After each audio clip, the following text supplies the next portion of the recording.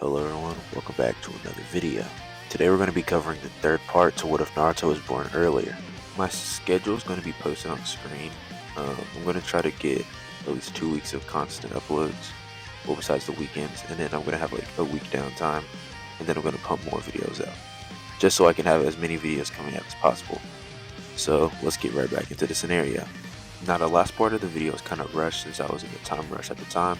But now that I have my full time and I can give it all my attention, I'm going to go back to what I said in the last video and edit a few things. First, we need to talk about what Naruto and Itachi talked about inside of the Tsukiyomi that Naruto was in.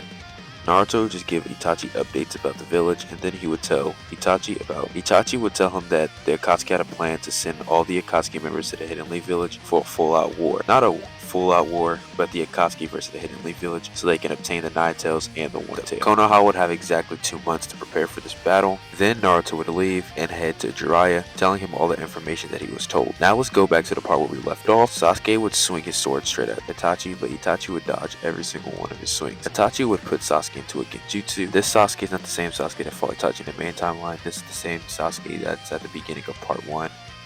So he's going to be way weaker, and he would fall for Itachi's genjutsu. Itachi put him into another Tsukiyomi, reliving the Uchiha massacre. Once Itachi looks around, he would sense a presence, and a giant snake would rush towards him. He would dodge, and he'll notice Orochimaru has showed up. Orochimaru would send more snakes at Itachi, but Itachi would use Amaterasu to burn them away. He would then rush towards Orochimaru, hitting him with a few swift blows, knocking him back. Orochimaru would smile, biting his thumb, putting his hand on the ground, summoning Manda.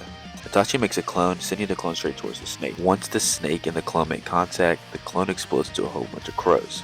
The crows swarm the snake, and the crows all explode into Amaterasu. During this fight, Sasuke is still inside the Tsukiyomi. Once Sasuke relives the death of his clan 100 times, a clone of Itachi would come. The clone would tell Sasuke the entire truth and how he's a spy for the Hidden Leaf village. Sasuke would be enraged and call him a liar. Sasuke would unlock his Mangekyo Sharingan and rush towards Itachi. As Itachi and Orochimaru finish his battle, Itachi would use his Totsuka blade and seal Orochimaru away. Right as Itachi turned around, Sasuke would be running straight towards Itachi, telling him that they can't fight right now, they can fight later.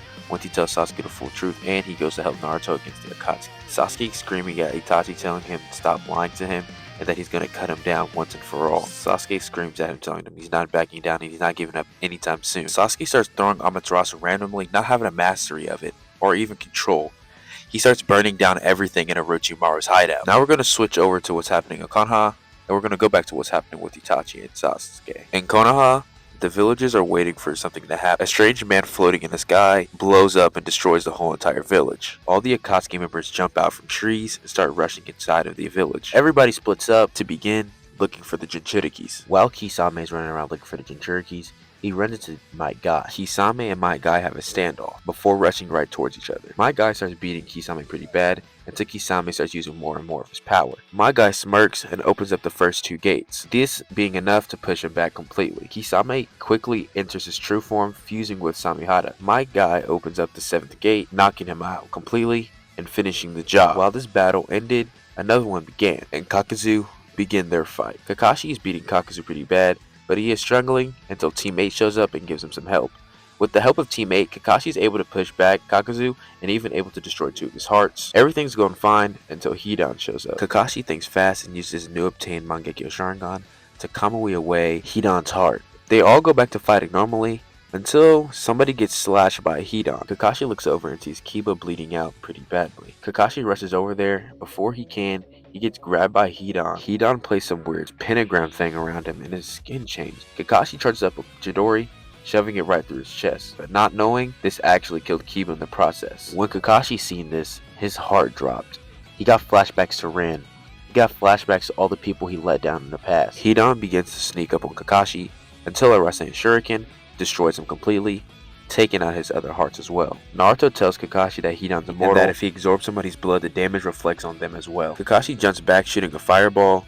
Naruto charging up a Rasen Shuriken, throwing that, dismembering him completely, blowing him up until only he's ahead. Once the battle is finished, Naruto sees 6 dudes running straight towards him. Naruto, knowing that this is the pain, him and Jiraiya both power up into Sage Mode. Jiraiya not having perfect mastery over it, but they both run into Sage Mode. They begin to take on pain.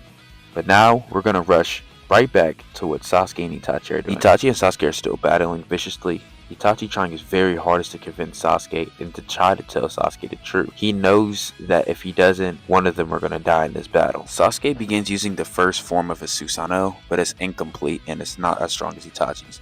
Itachi is completely manhandling Sasuke, trying to get him to stop. Once the fight comes to an end, Sasuke is on the ground panting, but so is Itachi. Itachi coughs up a little blood and grabs Sasuke, putting him over his shoulder, running towards the leaf village. Naruto and Pain begin fighting. Jiraiya talks to Pain, but he doesn't get to him. Naruto defeats Pain pretty easily, now that he's older and more experienced in this timeline.